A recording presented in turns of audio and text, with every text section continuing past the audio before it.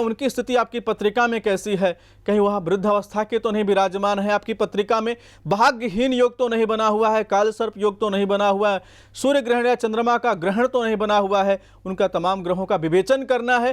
अगर आपकी पत्रिका में इनका दोष नहीं आ रहा है दोस्तों, तो सचमुच आप नेता बन गए, आपका साम्राज्य स्थापित होने वाला है।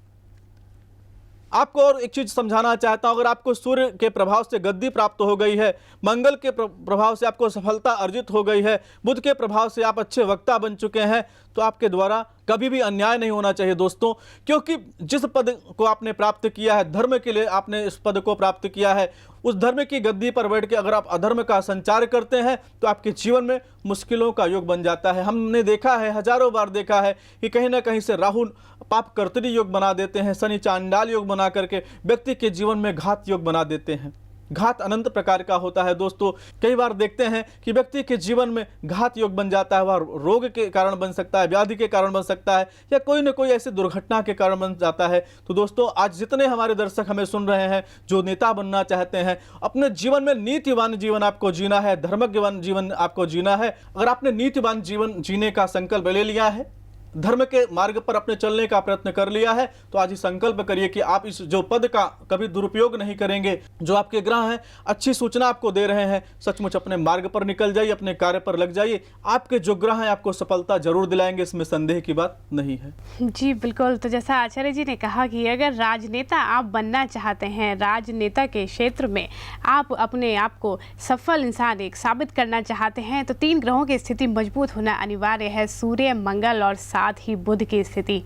लेकिन इन स्थितियों को और भी मजबूत आप कर सकते हैं ताकि सफलता आपके कदम चूमे ही चूमे। तो किस तरीके के उपाय उसके लिए कर सकते हैं वो जानेंगे आचार्य जी से एक छोटे से ब्रेक के बाद। लेकिन इसी के साथ आपको ये भी बता दूं कि आचार्य जी से सीधा संपर्क करने के लिए आप डायल कर सकते हैं 01149122122। अभी वक्त एक छोटे से ब्रेक का। ब्रेक के बाद जल्द हाजिर होते हैं। देखते रहिए तारे से तारे।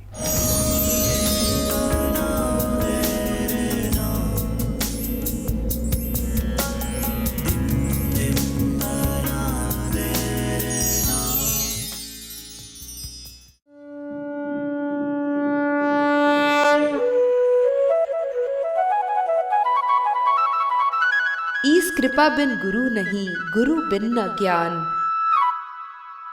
ज्ञान बिना आत्मा नहीं, गावे वेद पुराण।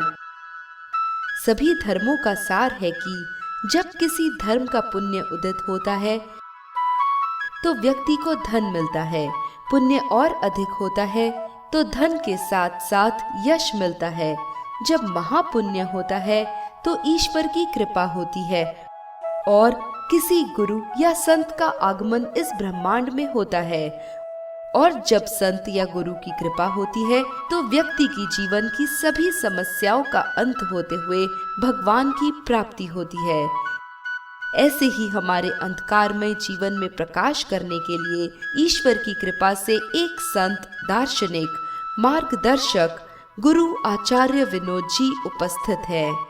ये वो लोग कहते हैं जिन पर इनकी असीम कृपा से उनके जीवन में चारों ओर फैला अंधकार उजाले में तब्दील हो गया। गुरु जी पर ईश्वरीय ज्ञान की कृपा बाल्यकाल से ही थी, जो आज एक फलदायक वृक्ष बन चुकी है।